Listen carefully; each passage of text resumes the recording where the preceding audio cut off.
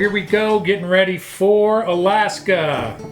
Gonna be a good year. The weather up there is a little bit warm. Just got back from Key West for lobster season, and of course the first part of lobster season there was a tropical storm slash hurricane, which kind of messed us up. Water was murky and dirty, but it's been warm up there amidst the last couple of weeks. Up there in Alaska? Yeah. It's been kind of a weird year, a lot of rain, warm. When we were up this summer working on the camp, we got a lot of rain. They had record rainfalls last week, 4 or 5 inches in one spot in the Brooks Range, which is really unusual. So we'll see, but every year is a good year when you're in the Brooks Range. Looking forward to it. Looking forward to it. So we'll check back with you guys on the ride out, and hopefully we'll be able to present some good stuff for you on the upcoming trip. See you in Alaska. All right, we're rolling on the way to Lauderdale, leaving 105, 100% humidity. First leg of the journey, we're underway. And Alaska, little caribou hunting. It'll be a long day. Fort Lauderdale to Seattle, Seattle to Fairbanks. We'll check in with you guys on the next leg.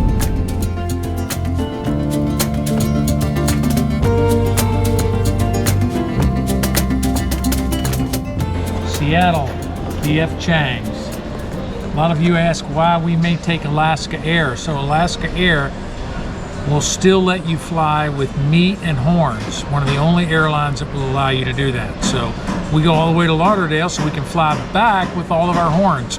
So those of you out there that are going to Alaska, you're looking for a trip, if you're going to book Alaska Air if possible, because you can fly back with your trophies, and none of the other airlines will let you do that. If you have to fly the other airlines, you're going to have to put those trophies on special transport, and it's a whole big hassle. So special shout out to Alaska Air, who still thinks about the hunters. Made it to Fairbanks, whole day of traveling. Make it? Made it. One step closer. Fairbanks Airport.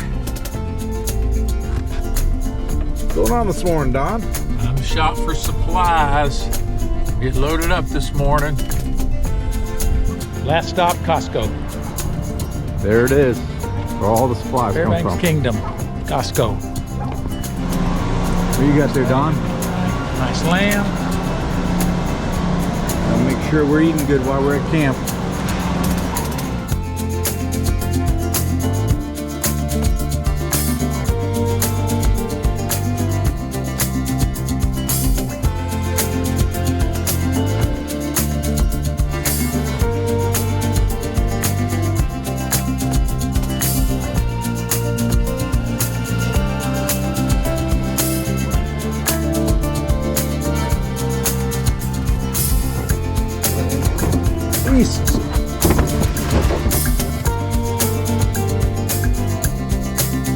Bring everything in the kitchen sink, right?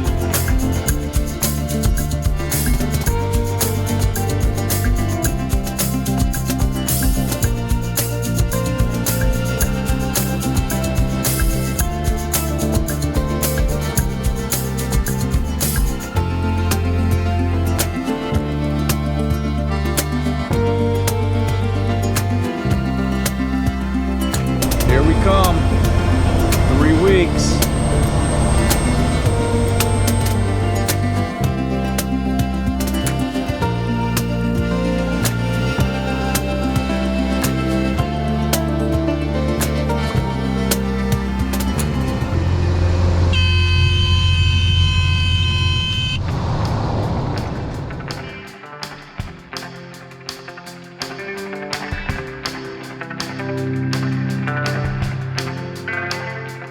Nothing better. North Pole coffee made in North Pole, Alaska, and this is the Arctic blueberry flavor. Wakes you up in the morning. Caribbean kid is up. He was freezing this morning. It was cool. Another beautiful day in the Arctic.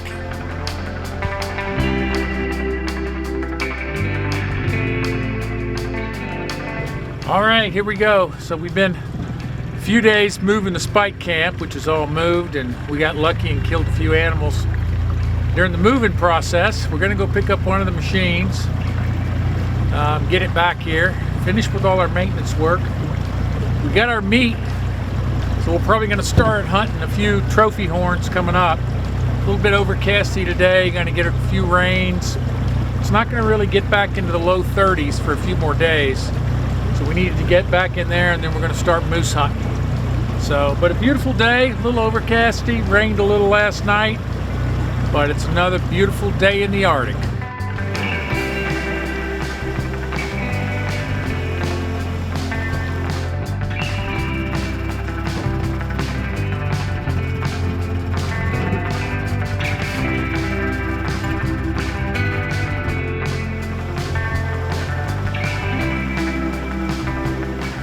Well, it's raining outside. We're gonna process some meat here and get it wrapped. Wait for the rain to stop. A little PBR, baby.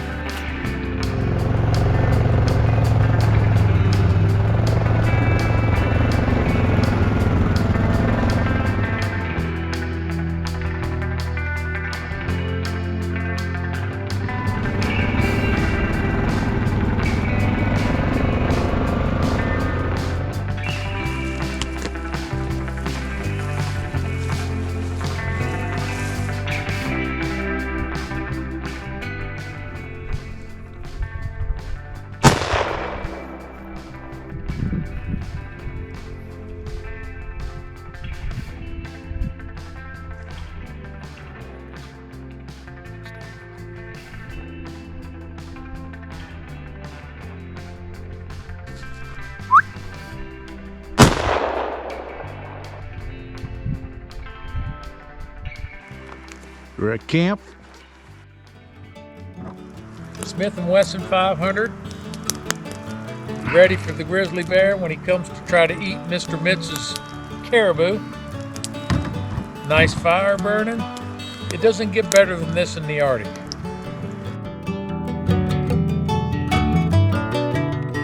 The old jet boil's fired up. Dinner's on the grill. We're having gourmet dinner tonight. Get us. We're having a little chicken pesto's pasta and home-style chicken and rice. Yeah. 2 big caribou on the ground and a little peach crown. For dessert, it is peach crown and homemade brownies. That's top of the mountain right there. 160 miles from the closest city and homemade brownies.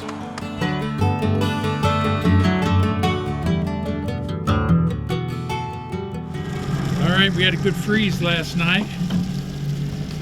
Gonna run the river today with the jet boat. Beautiful day.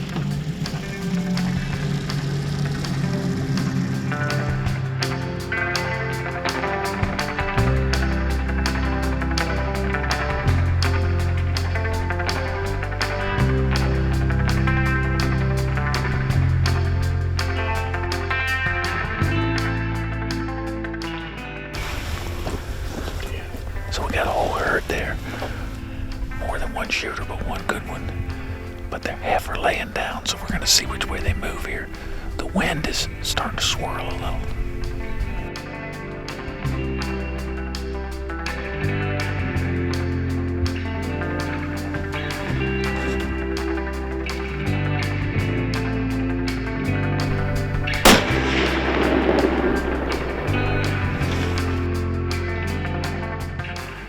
Wasn't the biggest bull of the day, but it was a good hunt because we were just pulling up to scout a new spot, and he comes down river, and so he took it.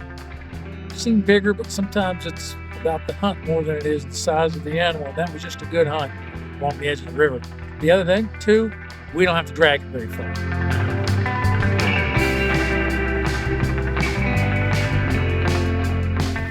Now those other ones we were looking at had better tops.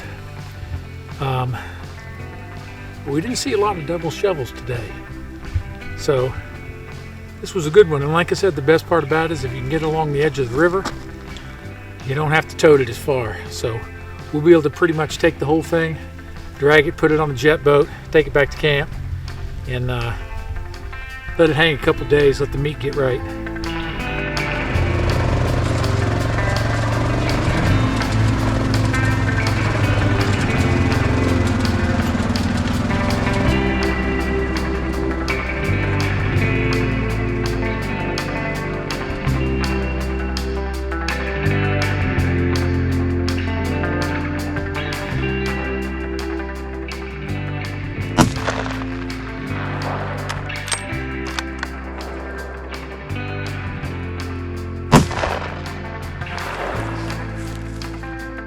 Another beautiful Chamber of Commerce day in the Arctic. About 24 this morning, perfect weather. Well, we're stationed down on one of the flats. Caribou are up on the hill still.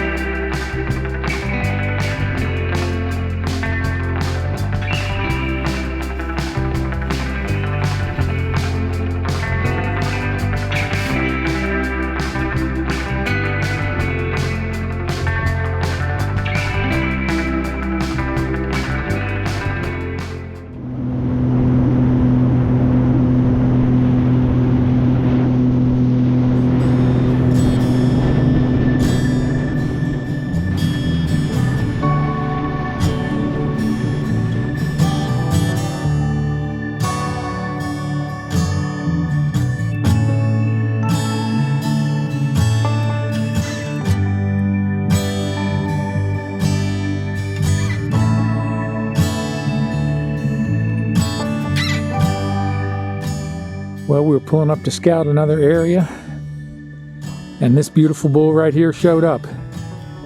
Come right down the river towards us. Spectacular day. We've seen a couple of thousand caribou today probably. And passed an awful lot of them. Nice ones winded us. But it's another fantastic day.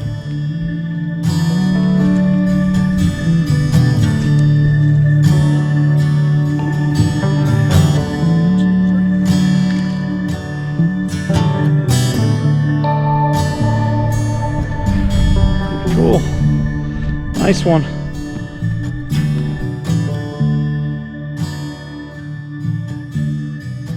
Well, it's another beautiful day in the Arctic, and we always get asked questions about bears. So we're going to talk about bears a little bit. There's 4 kind of bears you can run into. The first bear you're going to run into is the bear that you never see. That's a bear who, for whatever reason, smells you, hears you, runs away. You never see the bear. Second kind of bear you see is the bear that sees you and is immediately scared and runs away. Most of the time, that's the kind of bear you're going to see. The next bear you're likely to run into is that sow with cubs. That is the most dangerous of all the bears, especially if you surprise that sow and get close to her and she's not ready. The last bear that you're likely to see is that bear that for whatever reason decides they're going to eat you or see you as food. We had about 5 miles over the hill here a few years ago, retired couple in a tent going down river, both asleep in the tent. Bear jumps on the tent, kills them both. They find them. That bear had one thing on his mind. He saw those 2 humans as food and had consumed part of their bodies. So now let's talk about bear defense. There's a lot of options here, and we want to talk about each one of them separately. First one is bear spray. Very good defense. Ranks as high as almost any weapon you see here. An excellent defense for someone who doesn't know how to use a firearm. One thing you should be mindful of with these. First of all, you don't want to test fire this. In other words, you don't want to buy this, go out and test fire it, and then throw it in your pack or carry it on your side and think that it's going to be ready for use. You need the full power of this can if you are truly in a charged situation. Lastly, people don't think about this with the spray, but there's a lot of factors that affect spray. Is it raining? What are the wind conditions? Is it cold or hot? All of these are factors. Be careful that you buy bear spray and not Capsum. Capsum is not as potent as bear spray. Bear spray is a lot more powerful and puts out that initial burst. You should practice with this, not the can you're going to carry, remember, but you should practice with this and be ready to get a wall out in front of that bear 30 to 50 feet before the bear gets in front of you. That gives the bear enough time to run through the wall. The wall should be full. Inhale enough to either slow or stop the bear and temporarily blind the bear or call the bear to run away. So it is a good defense. Firearms. People talk about pistols. We've got a 500 Smith & Wesson here. Powerful firearm, capable of killing a bear, for sure. The problem with pistols is unless you shoot all the time, a bear at a full charge covers about 44 feet in 1 second. In Alaska, the state of Alaska, their bear attack studies show that about 86% of the attacks occur within 100 yards. So think about that. They cover 44 feet in a second, and most attacks occur within 100 yards. If this gun is carried on your side or in a holster in your front, you have to pull this gun. You have to be ready to shoot within seconds, and you have to be proficient. Just shooting is not enough. You have to be proficient. Very few of us hunters are proficient with our pistols. We carry them. They're great defense, but we're not proficient with it. The gun that's become very popular for lots of reasons is the 10 millimeter semi-automatic. And there's a couple of reasons for this. First of all, the 10 millimeter has the stopping power. And second, in a charge situation, you have enough shots to be firing down range, and you can see oftentimes where the bullet's hitting, especially if you're too low and it's hitting in the sand. And you're going to have enough shots before the animal gets on you to put a fair number of rounds, hopefully in the bear, to stop the charge. So the 10 millimeter is very popular for that. But again, I would say you better be proficient with a pistol, because think about what we said a second ago. 44 feet in 1 second. They're faster than a horse. Let's say you run into that bear and it's only 30 or 40 yards away. You're in thick cover. We're up in the Arctic right now. And out in the tundra, in the trees, it tends to be more open. In interior Alaska, you're hunting in what is in fact a jungle everywhere you go. You may have 20 or 30 feet before you see that bear. That's going to give you a fraction of a second to pull the firearm and be ready. And most of us aren't carrying our firearms. We're carrying our firearms on our side and not ready when we're walking through the woods. 4570. 4570, a lot of the guides up here carry the 4570s, mainly because they're short, they're compact, they can carry them, they have the knockdown power.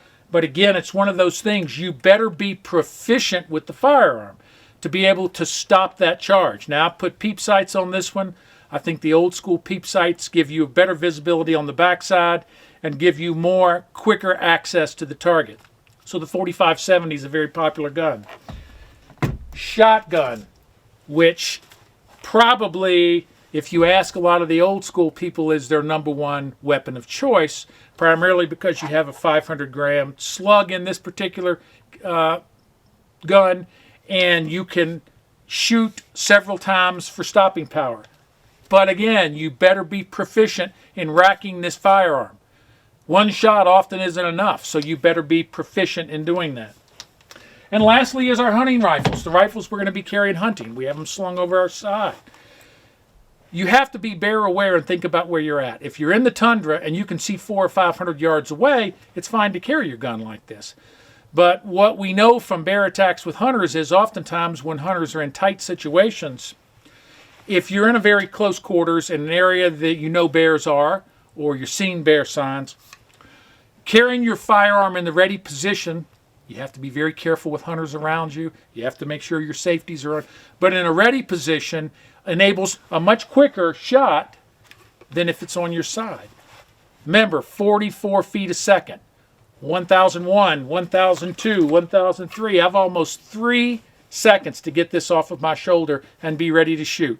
That bear has covered almost 100 feet in that brief period of time. So it's a big debate about which one is the best. I think it's which one you feel most comfortable with and you're most proficient with. There have been a lot of discussions about the fact that the bear spray is better than firearms. And I'm not sure I agree with that. I think it depends on the setting. Again, wind and rain and all of those other things. I'm a big supporter of the 10 millimeter for us who aren't real efficient with handguns, only because of the number of rounds that you have in that charging bear. Once I get it out and I'm on the bear, I have enough shots to hopefully put at least 1 or 2 in there to slow it down and stop the bear enough for me to get a few fatal shots in. Most bear charges do not result in attacks. Most of them are bluff charges. Now the problem from the standpoint of people who don't run into bears all the time, you come up to Alaska hunting, you don't run into bears. The issue with that becomes, is this a bluff charge or is this an attack charge? And that goes back to what kind of bear are you dealing with?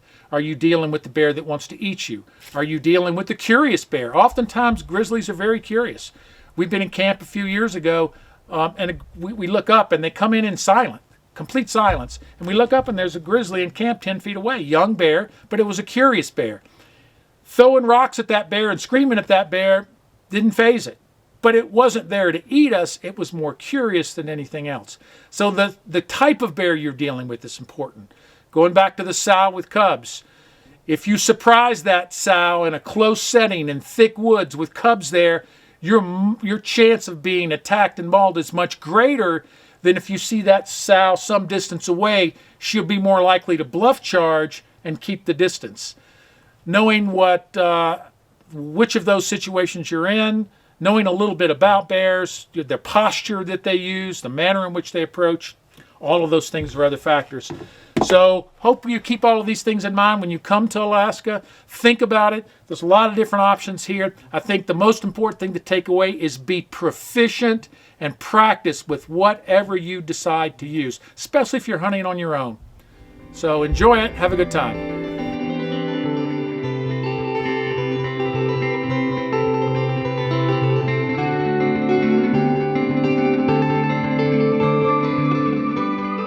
Come out in the lake to do a little fishing. A lot of these lakes up in the Arctic, they're not that full of fish.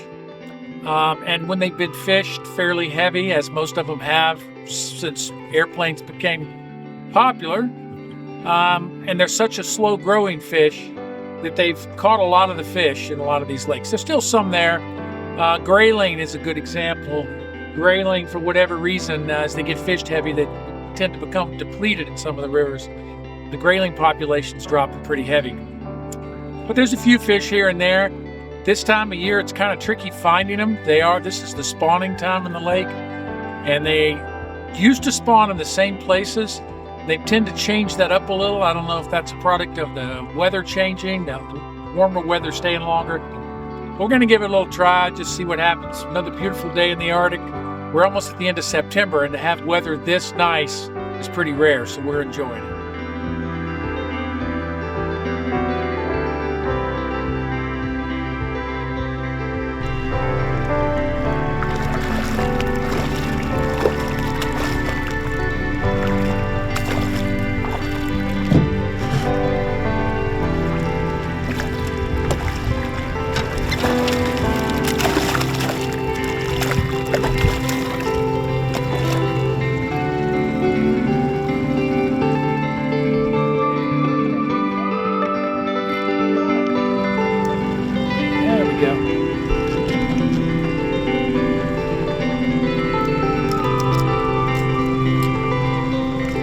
Without any barbs on the hook, they come out easy.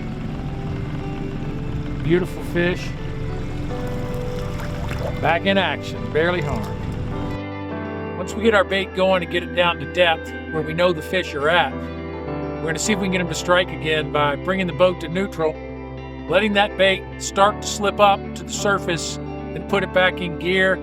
Sometimes as soon as it starts to go back to the surface, they'll strike it. But a lot of times, they want it to just slow down a little and go to the surface. So let's see if it works again. Here we are, we're getting close to the spot. They just like that slightly rising, like that bait to slow down a little, especially considering these are not 30 and 40 pound fish. Bigger lake trout, they used to exist in here and exist in other places, they'll strike.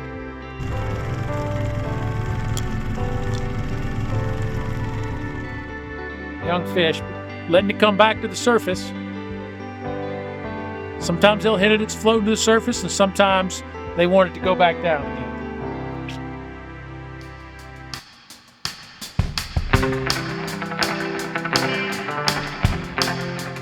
What a great couple weeks here in Alaska, up in the Brooks Range. Started off a little hot. We didn't see much caribou at the beginning, and worked our way out. Saw a couple moose, enough size to get, but the caribou definitely came. They're up high in the mountains there. Came down a little and worked our way around. Had a good time, but the number of caribou we saw this trip was the most amazing I've ever seen. The last 5 years of hunting with Don, caribou have really come through. The herd came through in strong numbers, right by the lake, right behind the cabin here. Large numbers with migration. This year we got our caribou, but the greatest part of the hunt this year is actually seeing the caribou come through migration as they move through the property. Over the last 5-6 days, so we haven't seen a caribou around. But it definitely moved out of the area.